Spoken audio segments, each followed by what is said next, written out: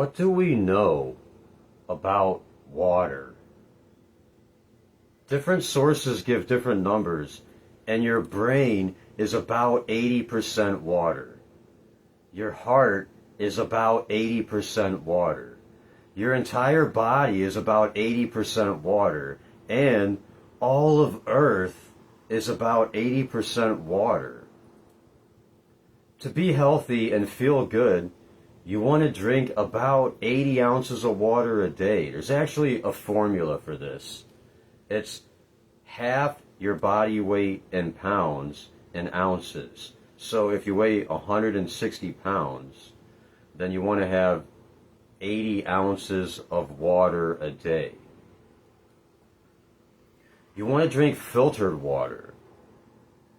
I don't want to use this time to talk about the benefits of distilled and alkaline water.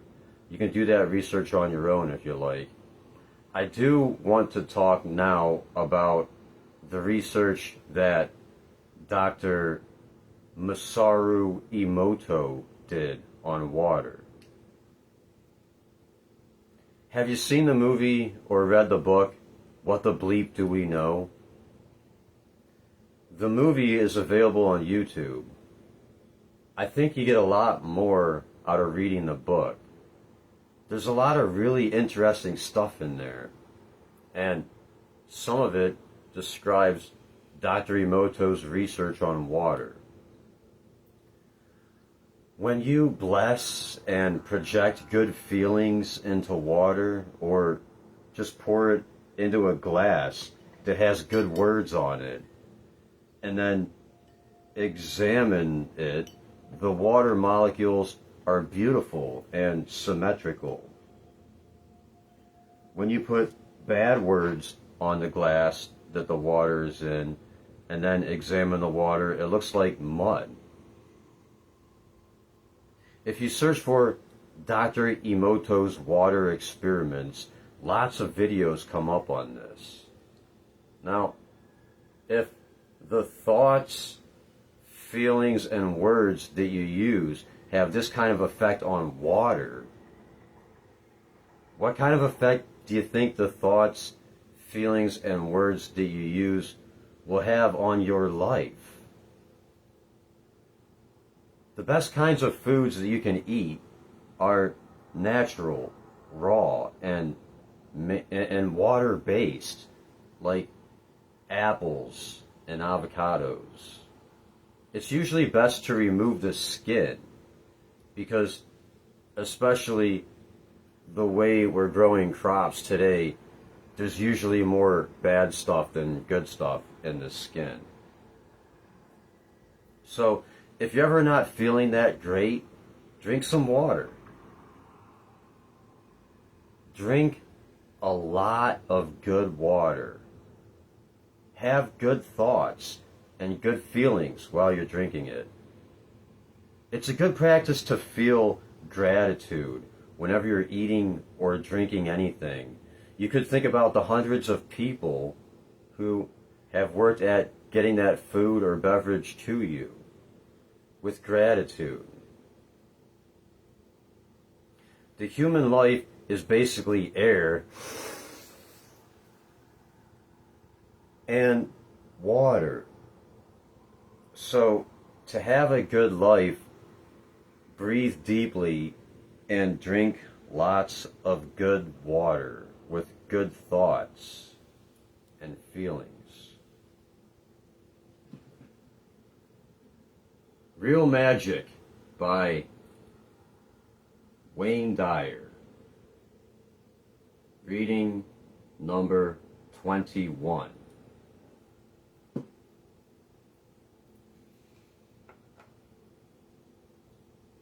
I'm continuing, or I'm probably concluding on this, concluding on this reading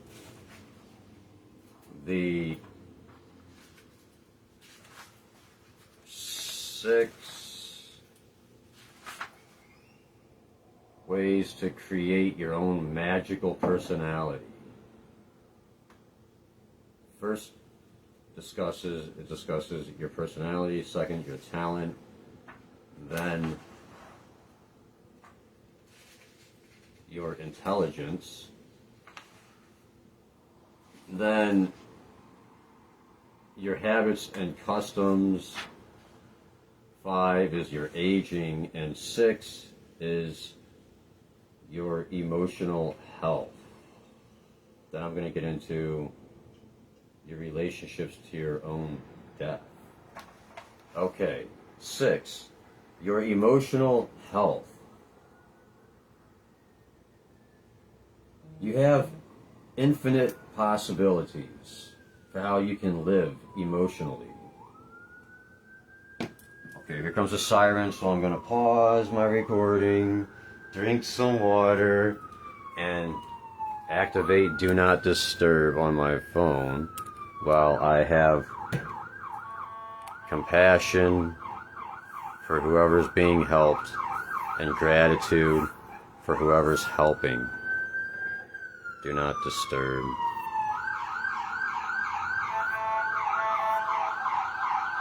Okay. Got that? I'm gonna drink some of my peace water.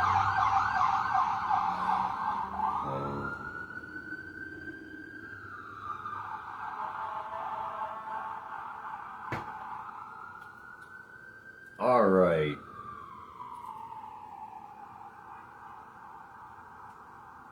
Your emotional health.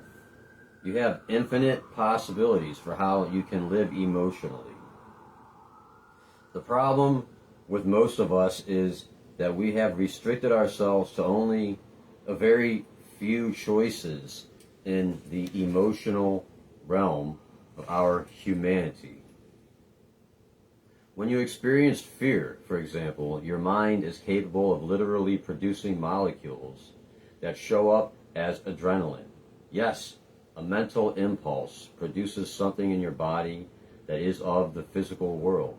It has substance, is measurable, and it originated in the mind. This is the miracle of the mind at work. Our thoughts produce physical manifestations that we have learned to call emotions. The molecules that make up your emotions derive directly from your mental world. The chemicals that show up in your body are literally created by the invisible mind. This is actually the very miracle that I have been writing about throughout this book. It's simply more obvious in the emotional world. Yes, you and your invisible mind can create the physical world that you want to create. Yes, your mind is capable of affecting things in the physical world. Yes, you can create miracles for yourself through the magical use of your mind. Your emotions are physical manifestations of your thoughts. The joy you experience is located in your physical body, and the chemicals that are present when you experience elation can be identified and quantified. The same is true of fear, stress, anger, rage, jealousy, depression, phobic reactions, and the like. These are all chemical changes that are taking place within you. You manufacture those chemicals in your own quantum pharmacy that begins with your mind. That mind is capable of literally manufacturing from scratch thousands of, quote, drugs that show up in your body. Need an antidepressant or a tranquilizer? You need not necessarily go to the drugstore. Then you don't want to go to the drugstore. Your mind can create exactly what your body wants. You are constantly creating molecules that have many labels and that we have come to call emotions. When you begin to heal the inner you and consult that inner voice constantly, you begin to literally alter your immune system. Dr. Dean Ornish published a bestseller, italicized and capitalized. The title of the book, I think, is a book. It's called Reversing Heart Disease by Dr. Dean Ornish. Reversing Heart Disease. That's right, on reversing, not simply stopping the symptoms. Dr. Ornish and I have appeared together, said Wayne Dyer, on the media on several occasions, and I have been immensely impressed with him and his pathfinding work. I was pleasantly surprised to see that the major focus of his impressive book is on the inner self and teaching people to work on their own physiology by eliminating the distressing signals they are sending to their immune systems from their minds. His entire approach to actually reversing the possibility of heart disease is on learning how to overcome the ways in which our minds create disease. The emotional reactions of anger, stress, tension, fear, and the like originate with the mind. These reactions create chemical imbalances and actual toxins that cause deterioration of the body. The way to cure these ailments is not to attack the chemicals by sending in a new army of laboratory manufactured drugs, but to work on the original pharmaceutical machinery that is creating the chemical imbalances. This is the way to cure ourselves of virtually any illnesses, and it's the way to understanding our own emotional condition. You are the creator of your emotions. They originate with your thoughts. Those emotional reactions are actually physical in nature. Whatever emotions you are choosing with your thoughts will take up residence in your body. This is the most important understanding to have for yourself. Once you know without doubt that you are the one who is choosing your fears, anxiety levels, phobias, ecstasy levels, and so on, then you can also be the one to create whatever miracle you want for yourself in this world of your emotions. You may not know precisely how you choose to create the toxic molecules that show up in your emotional world. However, simply acknowledging that you do sets in motion the physiological changes you desire. An old Indian saying expresses these ideas well. Quote, "If you want to know what your thoughts were like yesterday, look at your body today. If you want to know what your body will be like tomorrow, look at your thoughts today." End quote. Emotions show up in your body as physical manifestations of your thoughts. Keep this in mind as we head toward the path of real magic. Emotions show up in your body as physical manifestations of your thoughts. Keep this in mind as we head toward the path of real magic.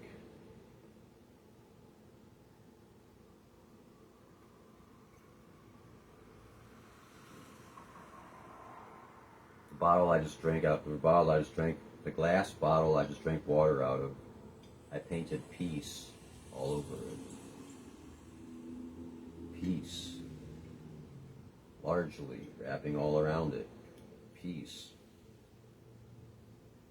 Small e, where you can see the whole thing in one word, or in one view. And the peace sign at the bottom of it.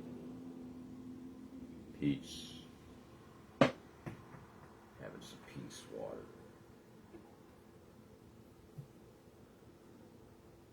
These 6 categories constitute the inventory of personality variables that you control in your invisible mind. Your attitudes toward your personality, talents, IQ, habits, aging, and emotions are the inner baggage that you carry around with you everywhere you go. Your beliefs about them are all yours. You have selected all of your inner attitudes toward each of these categories. Your biggest hurdle to reshaping your personality into the work of art that you desire will be overcoming your fears and doubts. You live with those fears and doubts all the time, and they are companions that have kept you from taking responsibility for creating a magical life for yourself. Before moving on to the strategies that you can employ to bring about real magic changes within yourself, I feel that it's important to consider the biggest fear of all, the one dread that seems to be omnipresent in all of us. New heading: your relationship to your own death.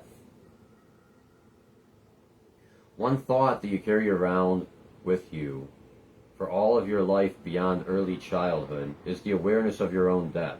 The question that seems to universally perplex us is, quote, where do I go when I die? Most of us have a relationship with death that is unresolved. You know people who have died. You have seen others flirt with death. You know that you will die someday. But death remains an eternal mystery. In order to create a life of real magic, you must free yourself of the fear and anxiety surrounding this mystery of your body's demise. Fear of death can be a great inhibitor in your life. It can keep you from living fully, and it can make your time here in this human form anxious and sickly. The way out of this dilemma is to face your fear of it directly. Like everything else I have written about in this book, facing it means looking at it from within. Your fear is a thought. It's invisible. If you live in anxiousness about your own death, your way of processing all that you have seen and heard about death is to make it something permanent. Death, in this thought process, is simply the end, the big void. You are a cosmic accident, and life is one giant terminal disease. There's nothing before, there is nothing after. Indeed, that is one great, big, scary notion. But something within you, in that invisible space, tells you that this cannot be so.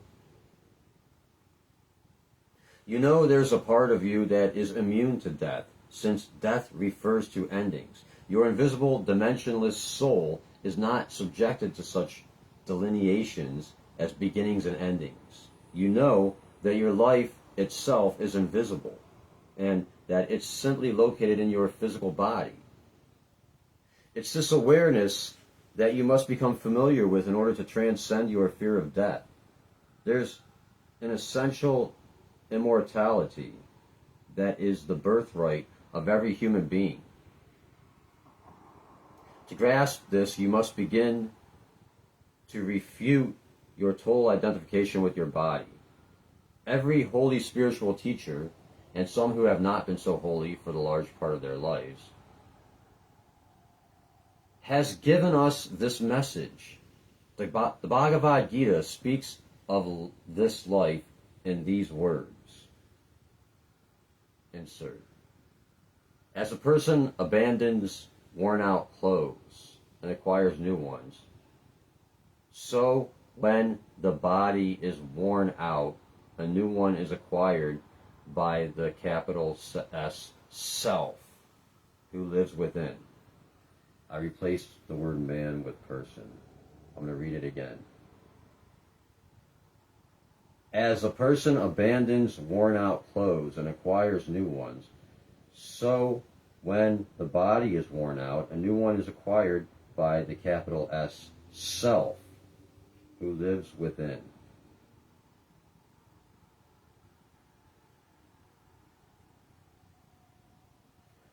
The translator of the lifelong Gita scholar Eknath Easwaran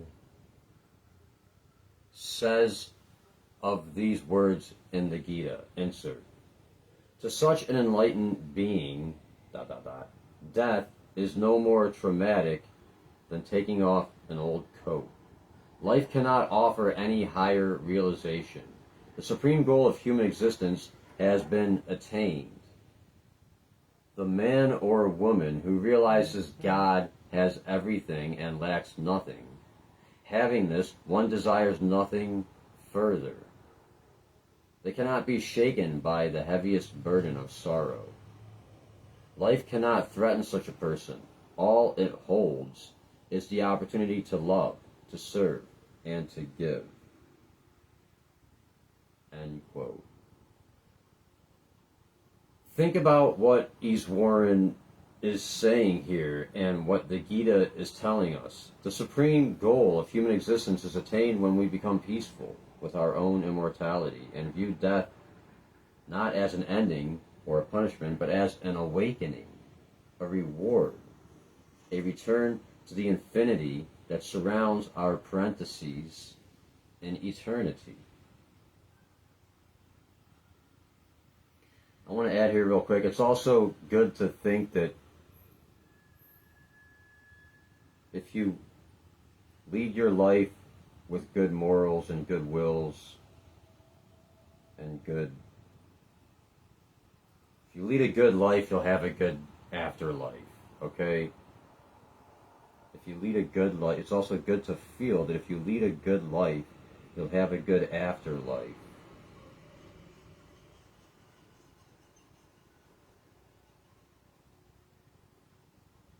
Plus, that makes your life better, more enjoyable. The more you enjoy your life, the more you'll enjoy your afterlife. So live in joy. Live with compassion and love and peace.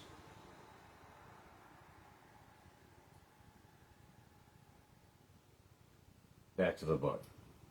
In the Christian tradition, Jesus talked of immortality, quote, ... and this is life eternal, that they might know thee, the only true God, end quote.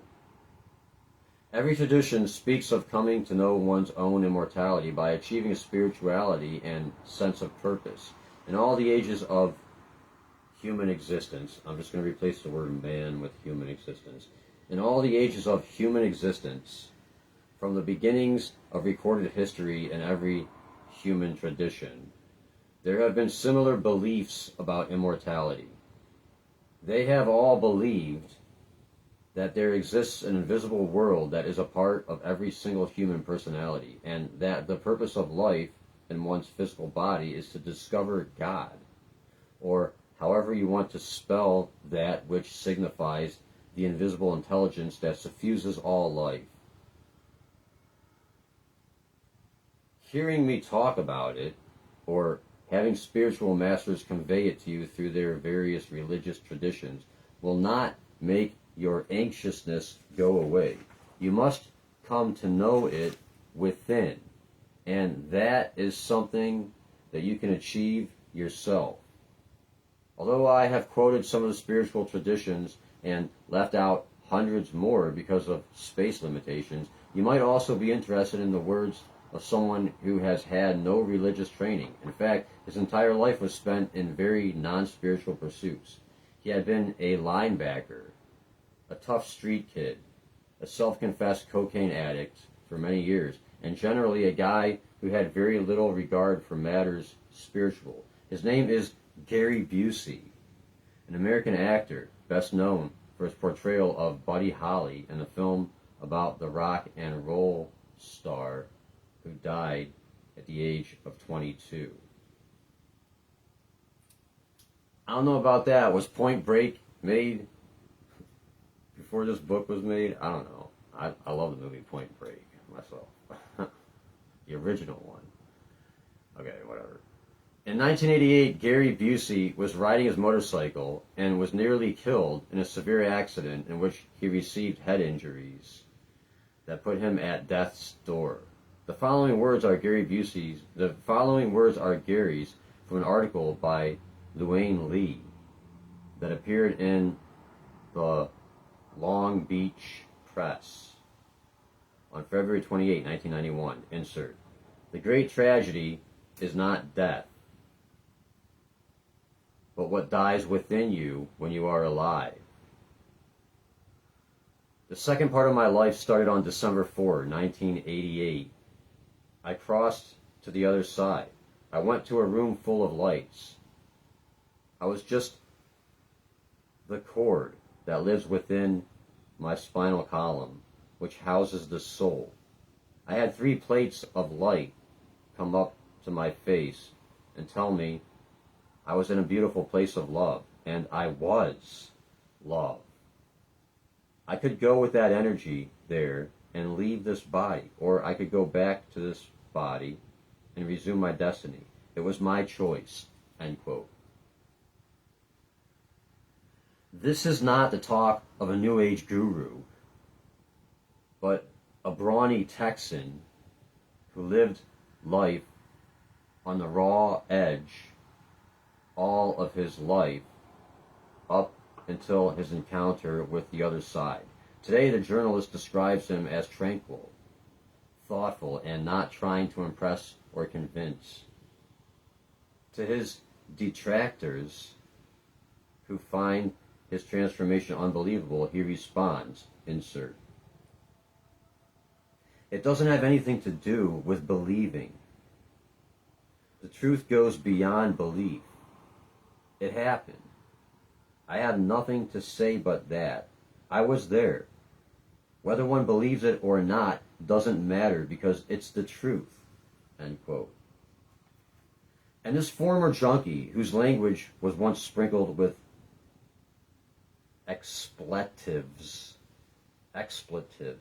sprinkled with expletives, not looking up that one, concluded his interview with these words, quote, "The most important word that's ever been invented is the word love," end quote. I have heard literally thousands of stories like Gary Busey's. My own sister-in-law, Marilyn Dyer, told me of her visit with the other side after a head-on collision some 20 years ago. She has never feared death since. She knows what she saw, and it was joyful and blissful. Some believe her, others are skeptics. So be it. Dr. Elizabeth Kubler-Ross and Dr. Raymond Moody have written volumes about what have come to be called NDEs, near-death experiences. There's almost a universal agreement among those who have been to the edge. They all report blissful lights and an absence of suffering, an eternal welcoming. You can read it and believe, or you can be skeptical. The choice is always yours. The basic reason for your anxiety about death is your lifelong habit of thinking of your body as you. As you learn that you are really a conscious mind dwelling within a body, you will begin to see the folly of such an all-out identification with your body. Soon, you will develop an attitude of loving concern for your body and a detached sense of identification. If you ask the question, quote, "Where do I go when I die?" and you are referring to your soul, the answer is that you do not die. Death is a concept that refers to endings. Endings need boundaries, and obviously your dimensionless self has no boundaries. Your immortality is something that you become very familiar with as you become a spiritual being having a human experience. If you identify your total self with your body, then you must rephrase the question to ask, quote, "Where does my body go when it dies?" Here you are dealing again with two people. The, quote, "my" implies an owner or possessor, and the, quote, "body" implies that which is owned. That body which you are housed in has been, quote, "dying" every day since you showed up here. You lose some of it each day, and you renew it all and you renew it all at the same time. You lose some of it each day, and you renew it all at the same time. None of the physical cells that you had a few years ago are present in you today. It's a process of renewal and repair. That part of your body which dies must be renewed with living tissue. Several pounds of your body die every single day and are eliminated into the ground in several physiological processes. You then ask the ground to provide you with the renewal material to keep you alive. Had you not been physically dying every day, and you are 50 years old, you would weigh many, many tons. The dying process in the physical world allows you to live. The minerals that constitute your body are used as a part of the perfect recycling system that is the physical universe. You are not you. Those few remaining minerals will be used for the same process ultimately. And your soul has no minerals. It's without form. And this means that it is impervious to death. Every night you go off to sleep and your body experiences rest. This is a time of renewal.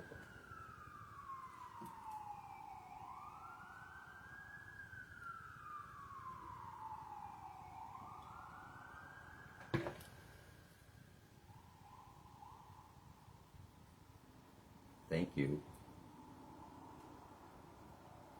You are building a new body with this rest, period. Got that?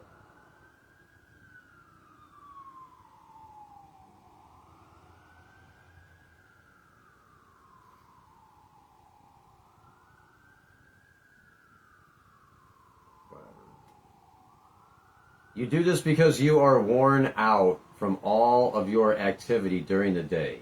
Ultimately, your current body will wear out unless you solve the mistake of aging, and it will go into a state of rest. What about your soul? Ah, the great mystery. I love this passage from Lau Russell's, italicized and capitalized, God will work with you, not for you. I guess it's the title of a book. God will work with you, not for you. Insert. Everywhere in nature, you see the rebirth of roses, of trees, and of grass. Last year you picked an apple from this branch. This year you behold another apple where you plucked one last year, and the next year, and the next. You can still pluck one. And if you open one, you will find the same apple that you are going to eat all folded up in the seeds of other apples not yet born that will repeat the bodies of apples which have long been born. This is nature's eternal process of repeating eternal life.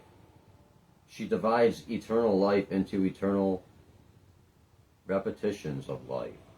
We call them life and death, but both of them are opposite expressions of life. Is not that a wonderful thing to know? Is it not wonderful to know that every day you live in the visible world of bodies, your every thought and action is also simultaneously repeated and recorded in the invisible world of mind? End quote. As you unfold in the spiritual and visible direction that I have been writing about throughout this book, you will gradually lose your sense of bodily reality. You will acquire a new awakened reality, which has great reverence for the physical body you are living in. This reality tells you that you are capable of creating molecules of physical reality with your conscious mind, that your mind is constantly renewing your physical body and creating your physical world. Ultimately, you come to the world of real magic, where you can create miraculous happenings in the material universe with your invisible mind. While others will call them miracles, you will know them as your conscious but invisible mind doing what it has always been doing, creating your physical world experiences. Only now they are experiences of bliss and purpose. As you awaken further and further, you will lose your concern for what happens to your body and replace that concern with a knowing. Your goal will be to get your body and mind in balance with the universal laws of God, seeing the miracle that you are, and releasing any absurd notion of death.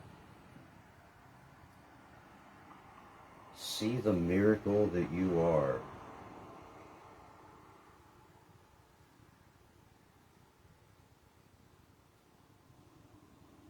You will discover that those who have died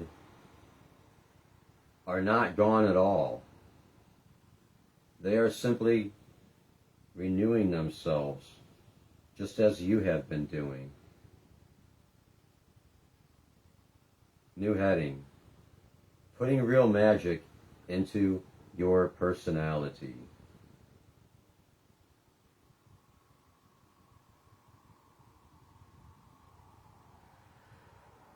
Your personality, with all the components that I have outlined in this chapter, is your own creation. You can create a miracle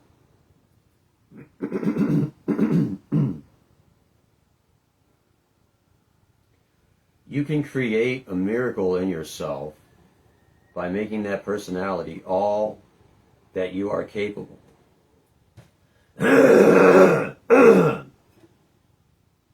Excuse me.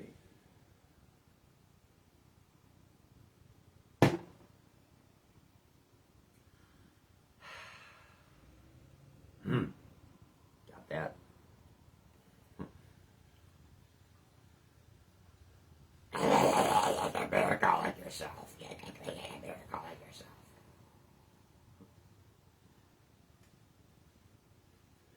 You can create a miracle in yourself by making that personality all that you are capable of imagining for yourself in your omniscient, omnipotent mind. Here are some of the steps that you can implement to manifest your new way of being, beginning today. Dot, italicize, remove all doubt about what kind of person you can become.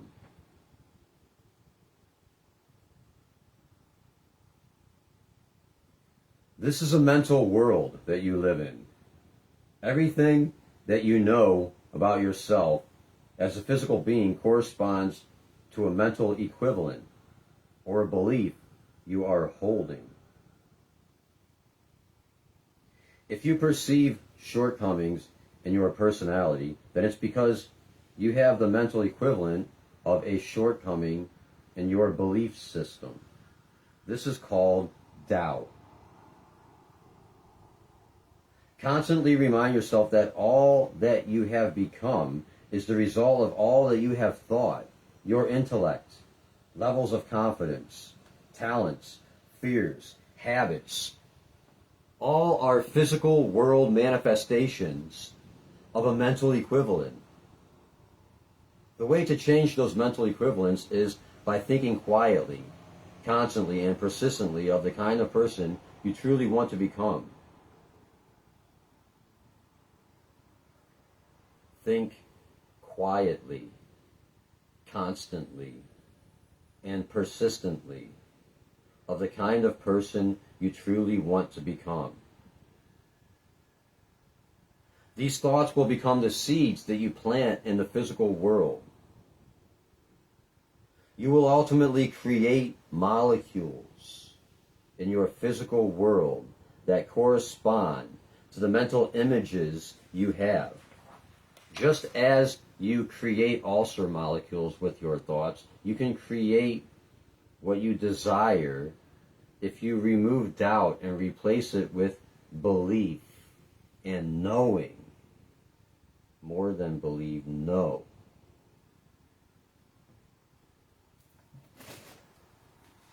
more than believe no.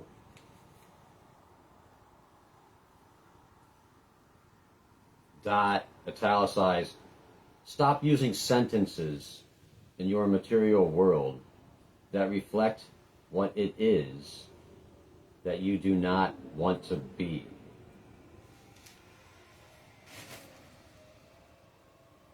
Stop using sentences. Okay, words, I'm going to talk on this for a minute. Words are very powerful labels. Words. The words you choose to use are very powerful labels.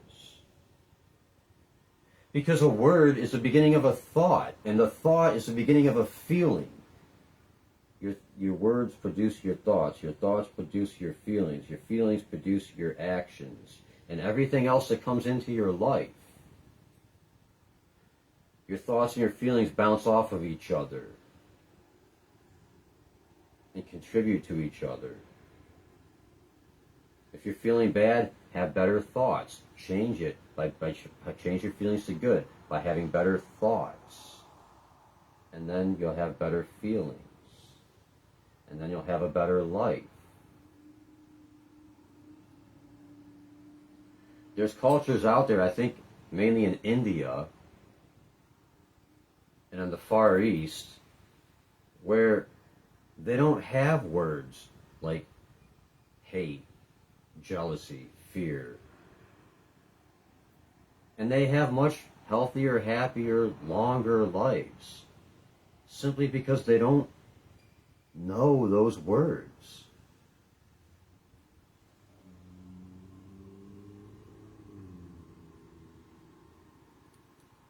So only think words that you want to have the feelings and the life that you want. Back to the book. Stay focused on what you are. Okay, actually, I was here. Stop using sentences in your material world that reflect what it is that you do not want to be. If you call yourself limited, clumsy, stupid, fearful, and weak, you will be blocking the miracle creating possibilities that you seek. If your miracle is to be some way you have never been, then you must stop those old tapes, recordings, whatever you want to call them. Begin a process of affirmations reflecting a consciousness of confidence and strength by talking about your unlimited capacity to learn any new intellectual skill and appreciating the fears you have overcome.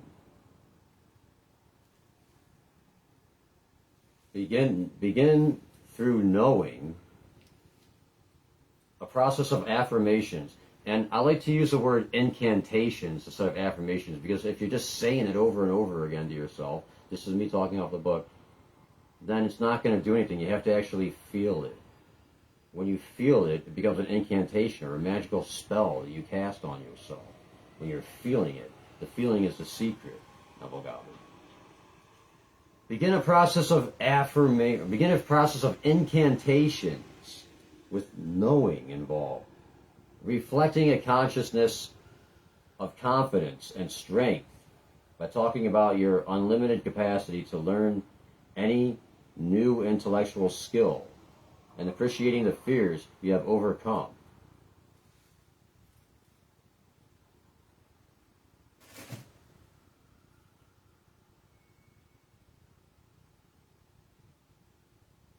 Stress how capable you are both in conversations with others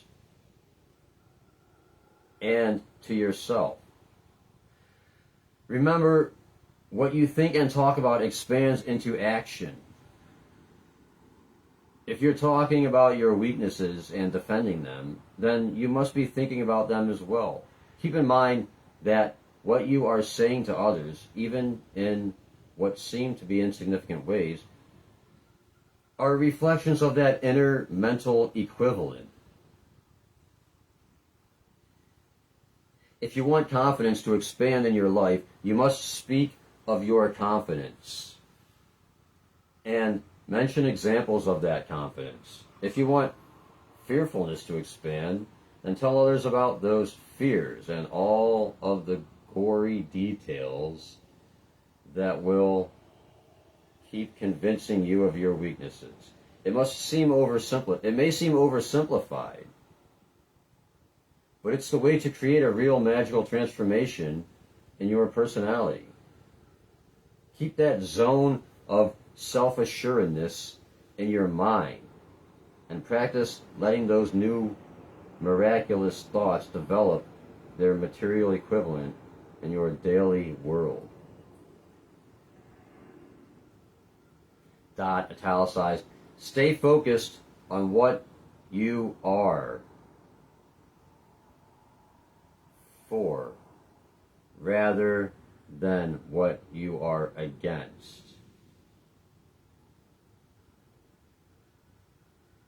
For instance, don't think about not having any further resentments, because then you're still thinking about resentment, and subsequently that is how you will conduct yourself in the material world. Instead, think about what you want to expand. Think on health, harmony, love, and bodily ease, and you will act on those things.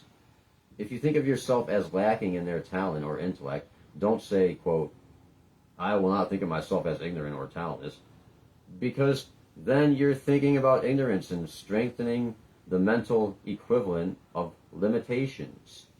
Instead, use your mind to focus on images such as, quote, I possess all that I want to fulfill my dreams.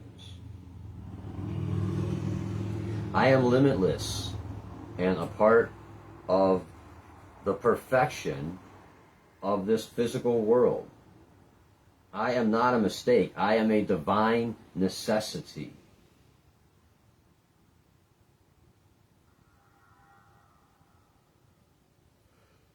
These kinds of images will shift your physical world equivalent behaviors dramatically. You will act upon a new self-image based upon possibilities, and you will see yourself performing miracles that you previously believed impossible.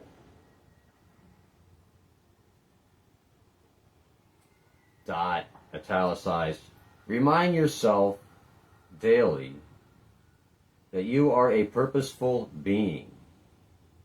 Remind yourself that you are a purposeful being. Continually remind yourself that you are a purposeful being, making it an incantation because you feel that you have purpose. You know that you have purpose.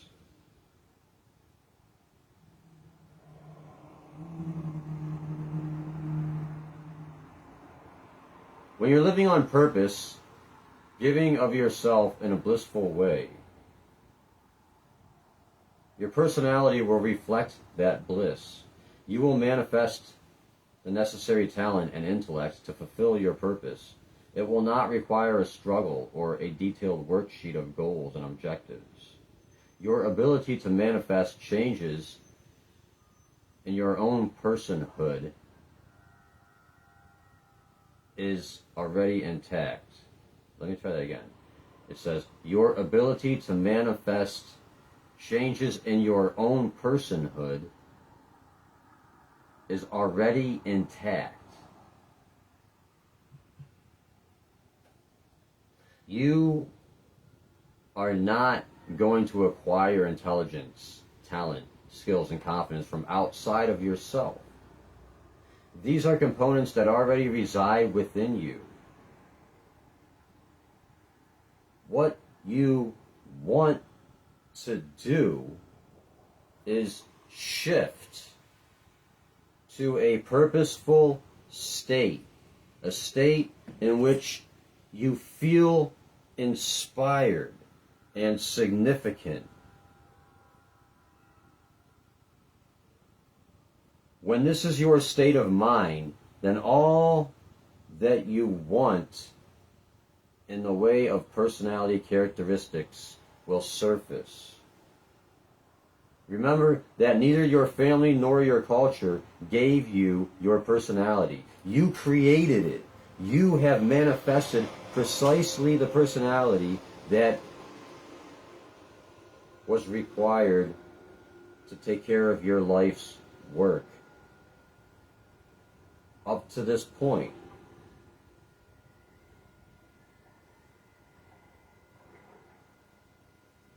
And now you can re-energize yourself on your life's journey.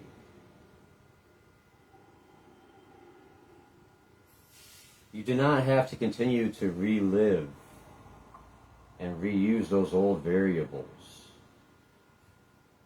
if they are no longer functional. Maintain your sense of purpose, and you will not operate from any lacks in your thinking. I want to talk on this for a bit.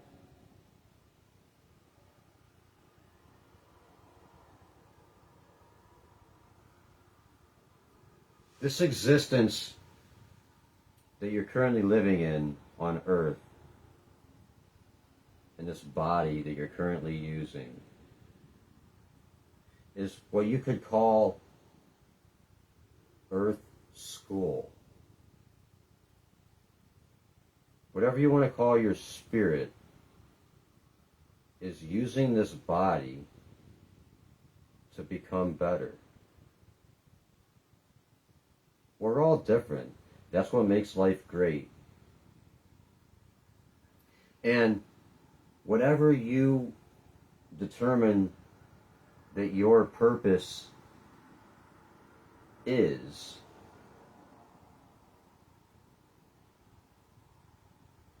will be based on what you enjoy doing the most. And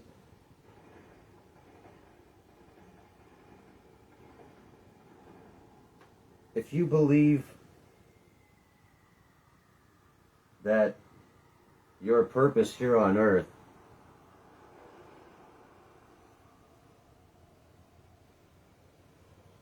is something big, then you're going to get big tests. You're going to continue to be tested, and as you evolve and grow, the tests will get bigger and they'll be easier because you'll know how to handle them better.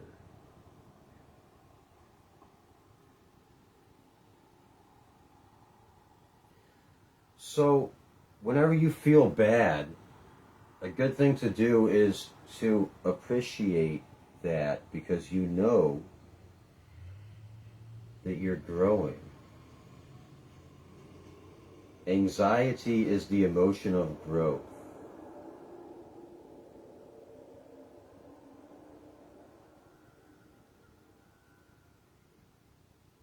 As soon as you accept it and appreciate bad feelings, knowing that it's all testing you to see where you're at on your path in this life, the faster you'll grow, the more you'll grow, the faster you'll grow, and the more you'll grow.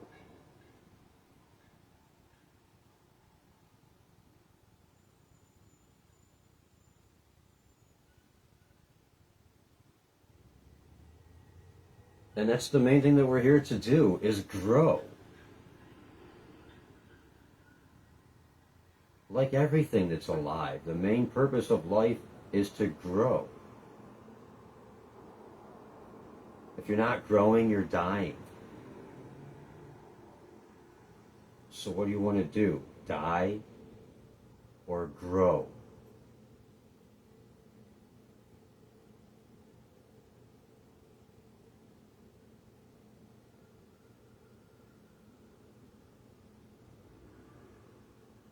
Back to the book. Dot, italicized. Totally trust your intuition for a day at a time.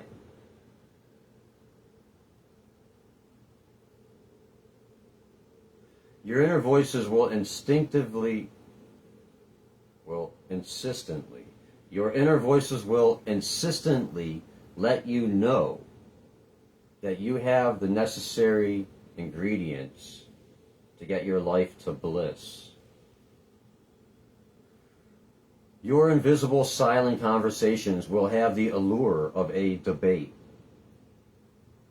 Inserted and quoted, I can dance if I want to. No, you've always been a klutz. I am brilliant. No, you flunked geometry in high school. I am brave. No, you are afraid of your own shadow. The quote I is your intuition. The quote you is your physical experience reminding you of the absurdity of your claims of real magic. You must learn to not only trust your intuitive voices, also go with them regularly. Or flow with your intuitive voices regularly. Flow. Stay in your flow. Back to the book. It's your divine guidance talking in those silent conversations! Exclamation mark. When you know that it's there and refuse to believe otherwise, you will find miraculous changes taking place within you. Wayne Dyer says, One day while I was running, I noticed a couple in a mild state of distress. They had somehow managed to lock themselves out of their rental car while the engine was still running. They were frantically trying to break into the idling car and get to the airport some 20 miles away. Several people were attempting to help them, including 2 employees from a security truck. I observed them, and my intuition said, you can probably help them. But I continued to run, ignoring that inner voice.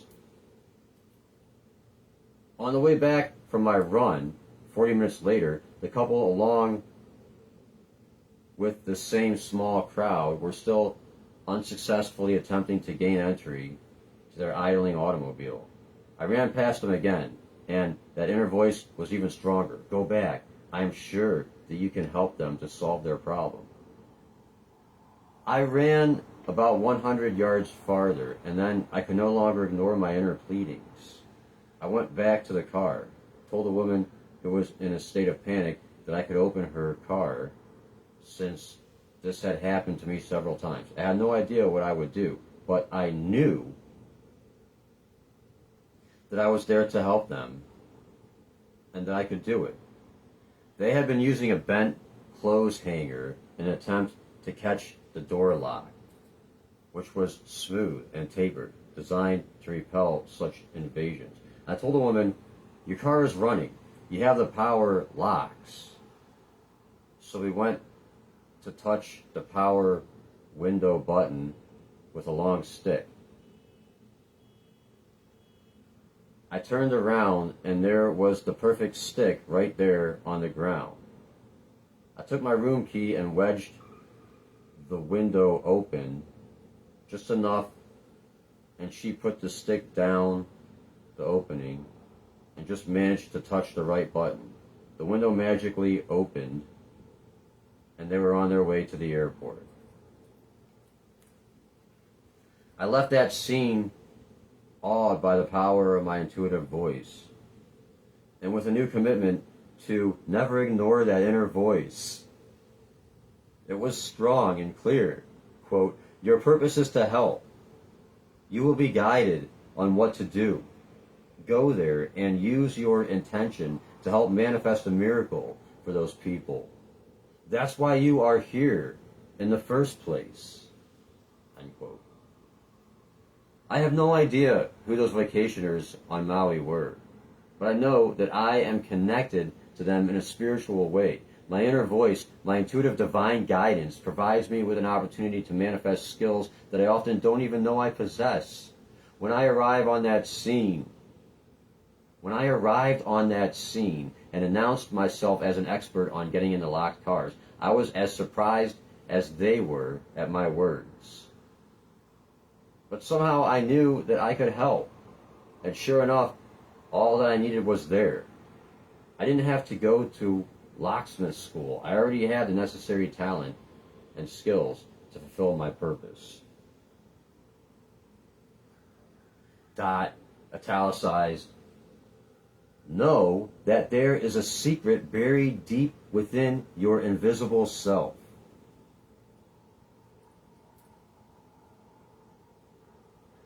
It says to you, quote, you do not need another thing. You are already all that you want. You do not, need. You're already all that you need. You have a divine personality. Let it come out and stop judging it. You are multi-talented. Get on purpose and your talents will all be there for you. You are brilliant. All the intellectual skills that you require for your purpose will surface. End quote. You must give up the notion that you are a mistake or that you got shortchanged in any way. What you are is all that you are supposed to be. Your inner and outer design is perfectly in balance with all things in the universe. You may have convinced yourself otherwise, and if you have, make this your new reality. Your perfection is not changed, but your lack of belief in that perfection is. And what you believe about yourself is all important here. The secret in the center of your being is that you are it all already. No accident, no imperfections, simply a divine masterpiece you have allowed to deteriorate in your inner world. Surrender to that secret and you will have everything you want to live a purposeful life. Fight it and mental anguish will define your life. Dot, italicized, inventory the behaviors and characteristics that you exhibited as a child, but that are no longer applicable to your adult life.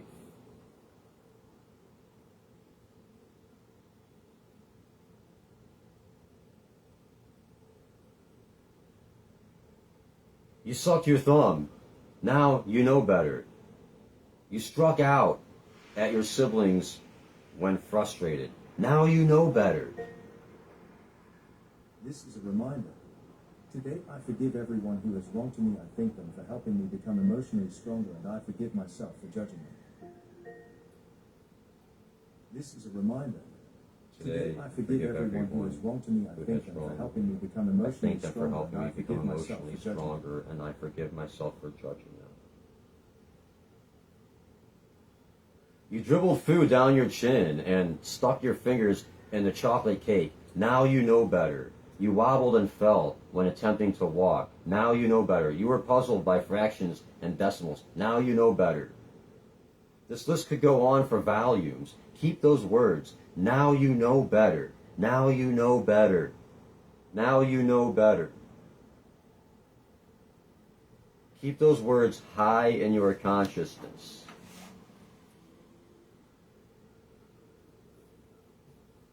You are in constant state of change in your life. You are continuously learning how to behave. You're continuously learning how not to behave and what new talents, intellectual skills, and personality variables to use.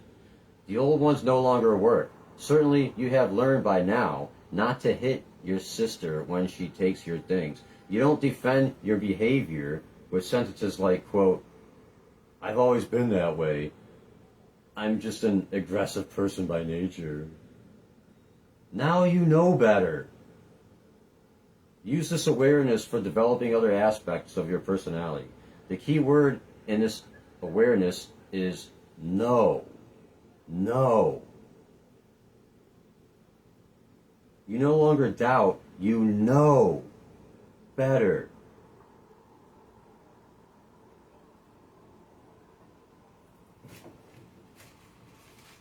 You no longer doubt, you know better.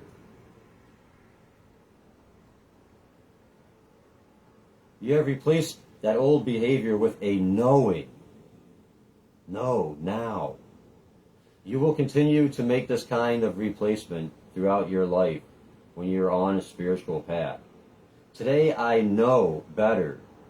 than to say to myself, quote, I do not have the talent to do something. Just as I know better than to say, quote, I'm just inferior, I'll never learn to walk. I guess I'll have to crawl for my entire lifetime. Wah. Today I know better than to say, quote, I can't write a book about manifesting miracles and real magic. Just as I know better than to say, quote, I know I'll never learn to add numbers. I just don't get it. Just do it, just do it, just do it. This is a reminder.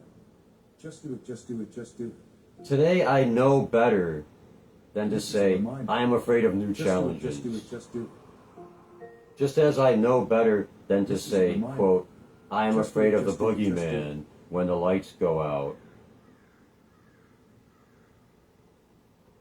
You see how silly it is to continue with those old rationalizations.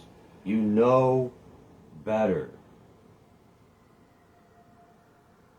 Trust that you will gain the necessary variables in your personality to create everything you want for yourself. And you will no longer hang on to those infantile descriptions of yourself at an early age. Create an intention inventory for yourself is where I'll begin the next reading on page 204. This is a reminder. When I include God in my life with gratitude, everything will come to me in abundance. What do we know about This is a reminder. When I invite God into my life, I am blessed, and when I thank God, I am more likely to get what I want. Is about 80% water. This is a reminder. Your heart When I is invite about God into my life, 80% I am water. blessed, and when I thank Your God, I am entire more likely body to get is what I want. about 80% water, and all of Earth is about 80% water. To be healthy and feel good, you want to drink about 80 ounces of water a day. There's actually a formula for this. It's half your body weight in pounds in ounces. So if you weigh 160 pounds, then you want to have 80 ounces of water a There is day. no way to happiness. Happiness is the way. You want to drink filtered water. This is a reminder. I don't want to use this time to talk about the benefits of distilled and alkaline water. You can do that research on your own if you like. I do want to talk now about the research that Dr. Masaru Emoto did on water. Have you seen the movie or read the book, What the Bleep Do We Know? The movie is available on YouTube. I think you get a lot more out of reading the book. There's a lot of really interesting stuff in there, and some of it describes Dr. Emoto's research on water. When you bless and project good feelings into water, or just pour it into a glass that has good words on it, Oops. and then Drop the microphone again. examine Drop it, the mic. the water molecules are beautiful and symmetrical. When you put bad words on the glass that the water is in, and then examine the water, it looks like mud. If you search for Dr. Emoto's water experiments, lots of videos come up on this. Now, This time I'm doing it on purpose. the thoughts, feelings, and words